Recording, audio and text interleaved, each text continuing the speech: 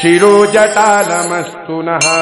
करालभालपट्टिका धगद्धगद्धगज्ज्वल धनञ्जयाहुतीकृत प्रचण्ड पञ्चशायके धराधरेन्द्रनन्दिनी कुचाग्रचित्रपत्रक प्रकल्पनैक शिल्पिनी त्रिलोचनी रतिर्मम नवीन मेघमण्डली निरुद्ध दुर्धर स्फुरत् कुहूनिषेधिनी तम प्रबन्धबद्धकन्धर निलिम्प निर्झरीधरस्तनूतु कृत्तिसिन्धुर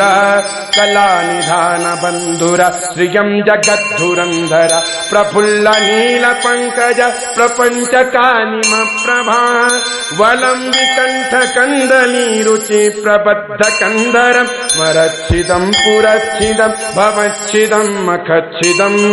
गजच्छिदान्धकच्छिदं तमन्तकच्छिदं भजे अखर्व सर्वमङ्गल कला कदम्ब मञ्जरी रस प्रवाह माधुरी विजृम्भणा मधुव्रतं स्मरान्तकं पुरान्तकं भवान्तकं मखान्तकं गजान्तकान्धकान्तकं त्वमन्तकान्तकं भजे जगत्वदा भ्रमी भ्रम भ्रमद्भुजङ्गमश्वसत् द्विनिर्गमक्रम स्फुरत्करालभालः व्यवान् धिमिद्धिमिद्धिमिध्वनन् मृदङ्गतुङ्गमङ्गल ध्वनिक्रम प्रवर्तित प्रचण्ड ताण्डवः शिव दृशद्विचित्रतल्पयोर्भुजङ्गमौक्तिकस्रजोर् गरिष्ठरत्नलोष्टयो सुहृद्विपक्षपक्षयो तृणारविन्दुचक्षुषु प्रजामही महेन्द्रयो समप्रवर्तिकः कदा सदाशिवं भजाम्यहं कदा निलिम्पनिर्झरि निकुञ्जकोटरे वसन् विमुक्तदुर्मती सदा शिरस्तमञ्जलिं वहन् विलोललोललोचनो ललामभाललग्नकः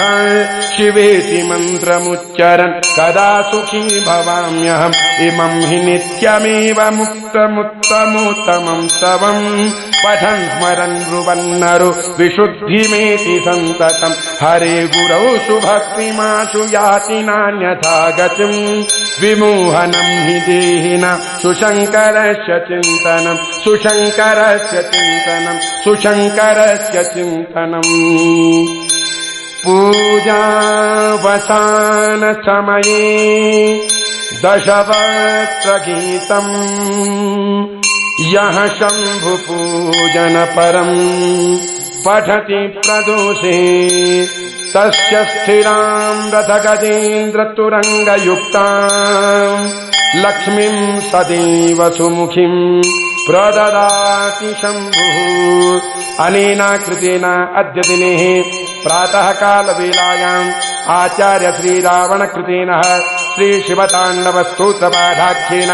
कर्मणाधीश्वर भवानी शंकर महारुद्र महामृत्युंजय श्री भगवत्केदारेश्वर चरणारविन्दं प्रियन्तान् नमः श्री साष्टांग शिवार्पणमस्तु शिवायै नमः श्री साष्टांग जगदम्बार्पणमस्तु अम्बा प्रियन्तान् नमः हर ओं तत्सत् हर ओं तत्सत् हर ओं तत्सत् बोलो केदारेश्वर महादेव की जय श्री श्री अम्बे मातु की जय मुकुंद भैरव।